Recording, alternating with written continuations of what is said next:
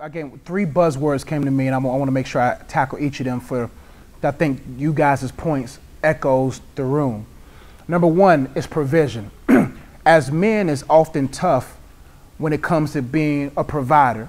There's two types of providers, not two types of providers, but there's two types of people. There's the God-fearing man and the man that doesn't fear God.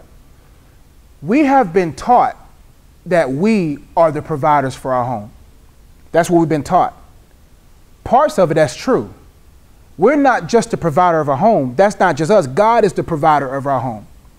What often happens with men is that we get so caught up on, if I have this kind of job, if I do this and do that, I'll be a man. Before you get to that level, God makes you really dependent on him. Really dependent. To the point to where I can't even count on 50 hands how many times I was in with $2 in the account and a bill was due, or $5 in the account and the ministry need to pay some bills right on time. He teaches us that way of provision because he knows that money and him are the two entities that we serve the most. That's what the Bible says. No, you can't serve two masters. Either you love one or hate the other. You can't serve both God and mammon. Basically, can't serve both God and money. And what happens is, if money becomes our ultimate source of provision, then there's really no need for God. Because money can get us a house, money can get us a car, money can get us whatever we want. Therefore, God says, oftentimes in the beginning stages of walking with him, he hits the money part for men, because we'll get caught up on, well, I'm the provider, and I'm going to provide. That's okay.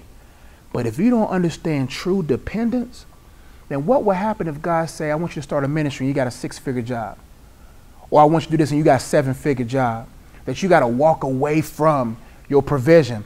And there's going to come a day where a Christian's going to have to walk and really walk with God with that gone. Look at Charlotte. Just from one bill, the Hornets might leave. $1 billion have lost the city. Now, that's true. You're supposed to look out for people. I was asking the question, where were transgenders using the bathroom from the beginning? Weren't they just using the bathrooms already? So there's something deeper than just transgender using bathrooms. There's something else in that bill that they want to pass.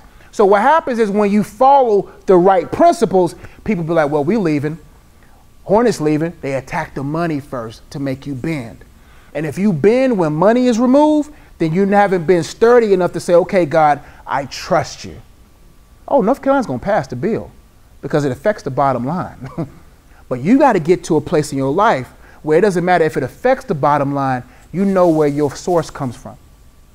Number two was